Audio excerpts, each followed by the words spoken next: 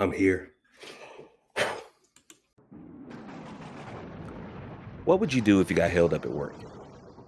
Like, at gunpoint, and some coked up junkie is screaming at you to give him all the money in the register. Hold your hands up and comply? Try and be a hero and fight him off with a bat or a gun hidden under the counter.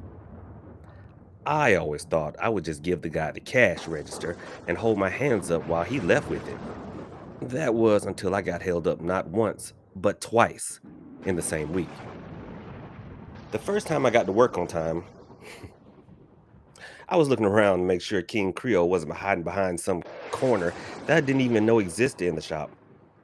When I was satisfied that my boss wasn't going to scare me, I walked over to the counter and stabbed my needle into the counter doll, taking a seat on my stool and sighing as I started my shift, drumming my fingers up and down in the dust on the counter. Normally, I would see at most 5 or 6 customers during the entire shift. Most want a wish, much to my chagrin, and maybe 1 or 2 of them want a potion. That's a simple enough procedure.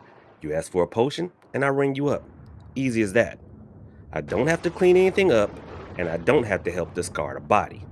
But unfortunately for me, not many people want a potion. They'd rather try and wish for something. So when a guy came in wearing a beanie and a hoodie, I was more than willing to bet that he was going to ask for a wish. I barely opened my mouth to talk to him when a gun was shoved right in front of my face. By reflex almost, I put my hands up slowly. Easy, man, I said in a squeaky, surprised voice. Don't try and say you wouldn't have reacted the same way. Come on, guys. Shut up. Is it just you in here? The guy asked, his eyes darting everywhere in a paranoid state. He was obviously on something. He had to be in to try and rob a place that looks abandoned 90% of the time. I think my boss is here? And that thing in the basement, but I'm pretty sure it can't get out. I motioned my head over to the shut basement door, which of course this time was not banging or crying or screaming. The guy, obviously unamused, shoved the gun further in my face. Get your boss out here, before I blow your fucking brains all over the walls, he threatened, cocking the hammer back on his revolver. Okay, just chill, man, I said, putting my hands up higher as I backed up and started making my way over to the boss man's office. Lucky the guy was so busy focused on me, because believe me when I say that the dolls on the wall behind him looked like they wanted to jump down and rip him to shreds. Making it to King Creole's office, I quickly knocked on it, looking back to the guy who was staring at the counter doll. I imagined the doll had given him the same look that it gives me when I'm slacking off on my phone. Kinda like now. Travis? What do you want?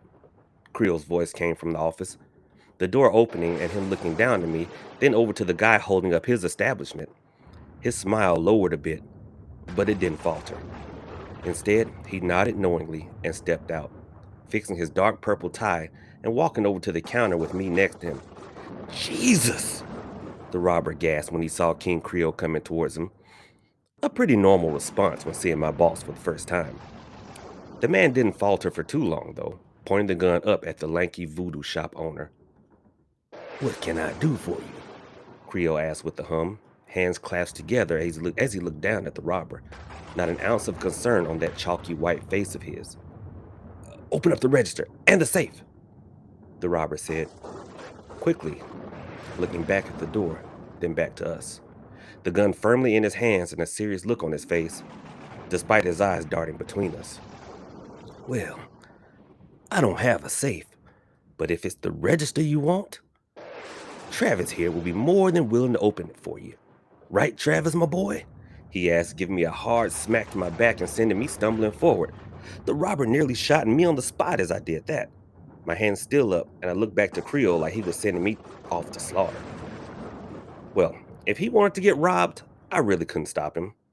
I walked back behind the register and opened up the register, and one look at it told me that it was way more filled than usual. I can say that for a fact because when I opened it, the thing shot some loose bills up in the air. It was almost comical, if not for the fact I had a gun in my face. My eyes were as wide as the robber's, who quickly pushed me aside and started filling up his hoodie and pants pockets with all the cash from the register. Now, Kevin, King Creole's voice hummed, in a tone that I knew meant trouble, the one he used when persuading someone into wishing for something. I started instinctively backing away from him as he kept up shoving bills into his pockets. He did look up, though, obviously confused as to how the voodoo man knew his name. How the hell do you know my name? The robber, who I guess was indeed named Kevin, asked, pointing a gun at King Creole, who didn't flinch as he walked over to him. The robber, however, was obviously freaked out, the gun shaking in his hand. Didn't your mama ever teach you that stealing is very bad? Creole tisked, raising a gloved finger and shaking it at Kevin, who shivered and started sweating, backing up away from the man. And didn't anyone ever tell you not to play with guns? He asked the man. Kevin looked to me, his eyes wide with fear as he pointed the shaking revolver forward. A loud crack went off in the shop. My own eyes were wide as my ears rang, seeing that Kevin had pulled the trigger on my boss. I looked over to King Creole, who staggered to a stop, his head jerked backwards, and the stitches holding his head on almost snapping off. Oh, Kevin, Kevin. His voice still rang, causing both my and Kevin's jaw to hit the floor. Creole jerked his head back into place, only this time there was an obvious bullet hole in his forehead. Looks like I'll have to teach you a lesson, he chuckled. Kevin then started backing up, dropping the gun to the floor and holding his hands up. I, meanwhile, looked over at Creole completely dumbfounded. I, at this point, had figured he wasn't really human, but surviving a headshot really kind of solidified that to me. I looked over at the register and saw that it was again very much full of cash. A never-ending cash register. Another perk to working here, I guess. Travis, do be a good boy and look away, please, King Creole asked me as he closed the distance between him and Kevin, grabbing him by the throat and lifting him up from the floor with one arm. I don't want you to watch this part, he said sweetly, like a mom talking to her son about something.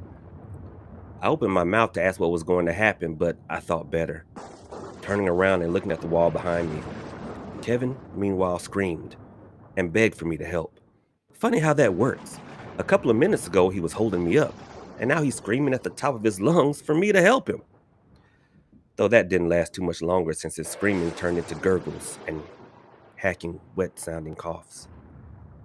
I did my best to ignore the increasingly wet and nasty slaps and rips coming from behind me. I'm gonna be honest. The fear of what he was doing to the robber was a million times scarier than the actual act of being robbed. All done. The satisfied hum of my boss rang in my ringing ears. I turned and saw the big splatter of blood on the floor and on the wall, where Kevin had been. Great. No doubt I'll have to clean that up. What did you do with him? I asked the old voodoo king. He looked at me with those big black button eyes of his and looked to his arm, which he brought up and showed he was holding a controller for a marionette doll. Except it was made of bones and not wood. Of course, those thoughts were dispelled when he lifted his arm up further and produced a small bloody figure attached to the strings of the controller. I'm sure I don't need to spell out who the figure looked like. I don't appreciate people threatening my employees, he sighed, dropping the bloody figure onto the table and making it dance around. At the same time, making the counter messy with blood as he did it. I looked up to him both thankful and kind of pissed off, mostly because I figured I have to clean all this mess up. Thank you, sir. Do you want me to? I started, but was soon interrupted by him when he held his hand up, and the little figure mimicked him. Gotta hand it to him, he is a great puppeteer. Don't worry about the mess, Travis. He shrugged it off, chuckling as he picked up the figure and held it tightly between his gloves, more blood leaking out of it and dripping under the counter. Just get rid of this for me, please, he asked, tossing the gun at me. I fumbled with it, afraid it was going to go off in my hands, but once I looked at it, I was sure it wasn't going to go off. It was empty. I looked up at him, noticing that the bullet hole in his forehead had disappeared. I didn't ask about that, though. I simply nodded and went over to the front door and left. walking across the street to a dumpster that is near our shop in the alley, tossing it in there. Sorry about that. I had a customer. But anyway, where was I? Oh, yeah. Me having to dispose of that gun. Tossed it in there after I wiped it down against my pants, just in case my fingerprints were in there. I quickly jogged back into the store, more than happy to see not a speck left where Kevin once was. That was the first time I was held up in this store. The second time came about 2 days later. I was working later than usual. See, my shift is usually from 9 a.m. to 3 p.m. This time I was working from 5 p.m. to 9 p.m. Not horrible, but we definitely get weirder people in the later hours. Weird people that are usually chill with King Creole, and the odd person asking for a wish or potion. Well, this time a fine gentleman came running into the store and hid behind a shelf that covered him from the view of the front door. I watched as he squatted even lower when a car drove past, shining a light into the shop and going along after a moment. The guy looked up for a minute and then over to me. Hey, do you need anything? Or are you just here to loiter? I asked him. Look, I was tired, man, and I was like half an hour away from unpinning my needle from the doll. Mentally, I was checked out already. So when the guy pointed a gun at me, I actually rolled my eyes at him. Again, I thought as I put my hands up slowly. I need a place to hide, the guy said quickly, looking back at the door and rushing over to me. The cops are after me, he said again, and that's when I noticed the blood on his clothes. I sighed and looked over to King Creole's office, hoping he could handle this. Of course, when I turned back around and saw him right behind this guy, I nearly shat myself. What have we here? He asked, putting his hand on the other man's shoulder and flipping it around, flipping him around to face him. The man gasped and was quickly disarmed. Need a place to hide, son? What? He said in confusion. But at the mention of hiding, he quickly pulled out a switchblade, pointing it up at Creole. Where? I need it quick, man, he said, looking behind Creole to see if the cops were making another round. Why, right this way, Sonny, my boss said with a happy tone, pulling the nameless man along and towards the basement. Now, seeing that really sent my stomach down into a pit. At this point, I had gotten used to the basement creature, but seeing some unsuspecting person getting led there, I felt bad for the guy. Faster, you freak! They could be here any minute, the man said, flinching at any little creak of the shop. Creole took his sweet time, pulling out the key and opening up the basement door. He opened it and stepped inside, like a grand unveiling.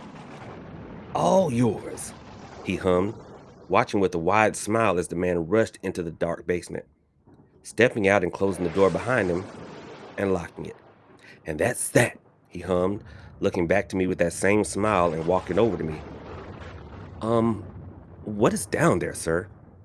I finally asked him, pointing at the basement door. Creole looked at me with dead in his eyes. I could tell he wasn't messing around just by the tone of his voice. None of your business, Travis, he said in almost an animal-like snarl. I swallowed the lump in my throat and backed up a bit, nodding up at him and flinching hard when the door began to be banged on.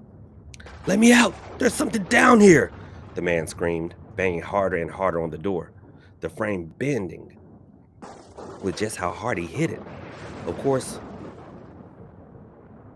those banging turned into loud screams as I assumed whatever lived in the basement caught up with him. King Creole looked back at the basement door and waited for it to stop banging. And soon enough, it did, and we heard the sounds of something being dragged down the stairs. I looked at him then. A look of anger was on his face, the first time I've ever really seen him like that. That whore gets what she deserved, he mumbled, low enough to where I assumed he thought I couldn't hear, but hear it I did. I didn't say anything, wiping up the counter and unpinning my needle from the doll. Good night, sir, I said as I took off my name tag and shoved it into my pocket.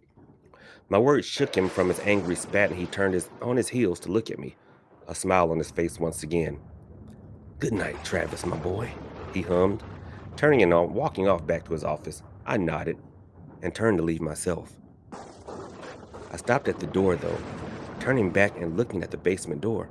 I looked back over towards King Creole's office, and once I was sure he was in there, I made my way back over to the basement door. I looked at it, noticing the blood coming from underneath the crack. I knelt and tried to peer through the keyhole. I didn't see anything at first, just the usual blackness of a basement. I sighed and stood to leave until heard a soft thud come from the door. I turned and raised a brow to that. Leaning down again, I put my eye to the keyhole.